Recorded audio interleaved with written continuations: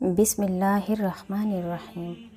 لوگوں پر ایک زمانہ آئے گا کہ ان کا مقصد ان کا پیٹ ہوگا اور دولت ان کی عزت ہوگی اور عورت ان کا قبلہ ہوگا اور روپیہ ان کا دین ہوگا، اور وہ بدترین لوگ ہوں گے اور آخرت میں ان کا حصہ نہیں ہوگا۔ مومن وہ نہیں جس کی محفل پاک ہو، بلکہ مومن وہ ہے جس کی تنہائی پاک ہو۔ مغرب کے بعد بچوں کو گھر سے باہر نہ جانے دیں۔ نبی کریم صلی اللہ علیہ وآلہ وسلم نے فرمایا، جب سورج غروب ہو جائے تو رات کی ابتدائی تاریک غائب ہو جانے تک اپنے مویشی اور اپنے بچے نہ چھوڑو، کیونکہ اس وقت شیطان چھوڑے جاتے ہیں۔ اگر تم خدا پر توکل کرنے کا حق ادا کر دو تو وہ تمہیں ان پرندوں کی طرح رزق دے گا جو صبح اپنے گھونسلوں سے بھوکے نکلتے ہیں اور شام کو شکم سیر ہو کر پلٹتے ہیں۔ بیٹی رحمت ہے اور بیٹا نعمت۔ اللہ قیامت کے دن رحمت پر ثواب دے گا اور نعمت پر سوال کرے گا۔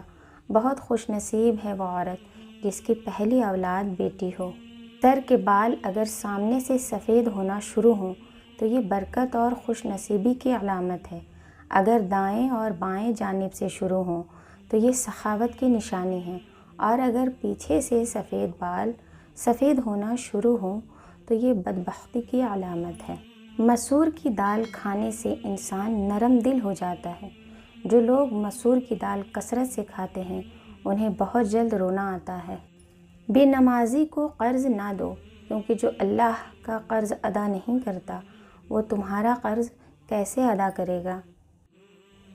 گھر کے دروازے کے پیچھے خاک یا کوڑا مت جمع کیا کرو، کیونکہ وہ شیطان کے جائے پناہ ہے۔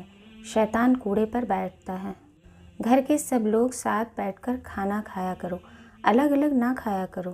جس گھر میں سب مل کر ایک جماعت ہو کر کھانا کھاتے ہیں وہاں اللہ کی برکت رہتی ہے۔